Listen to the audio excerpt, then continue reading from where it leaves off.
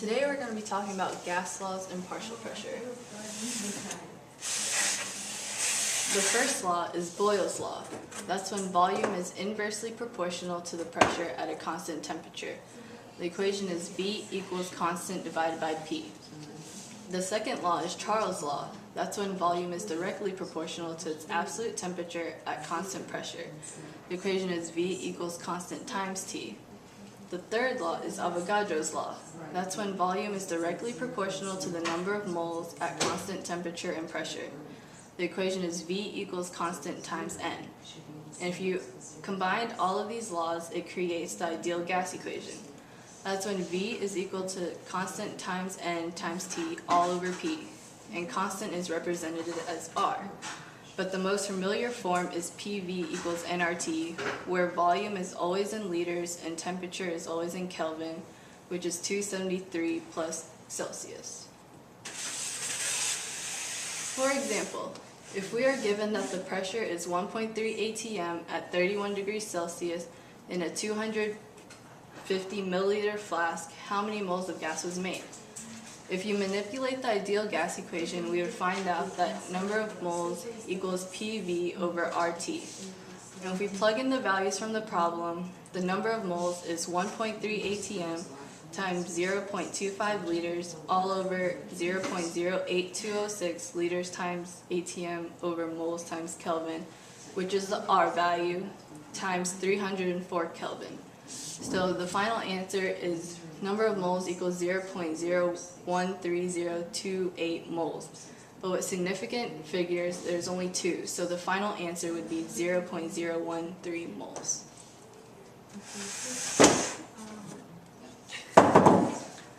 And also using the ideal gas equation, we could find out pressure or partial pressure.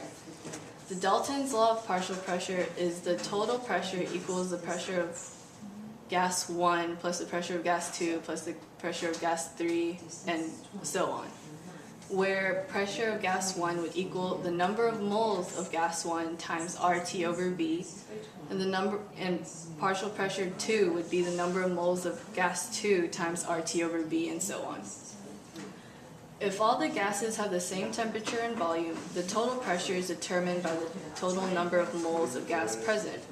So the total pressure is equal to the total number of moles times RT over V, where the total pressure equals the gases, or the moles of the gas combined times RT over V.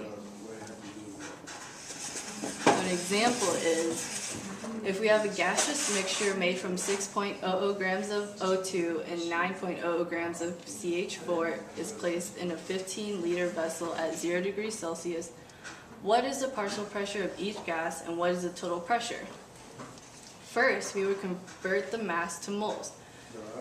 Since the molar mass of O2 is 32, you would divide 6 grams by 32 to get 0.188 moles of O2.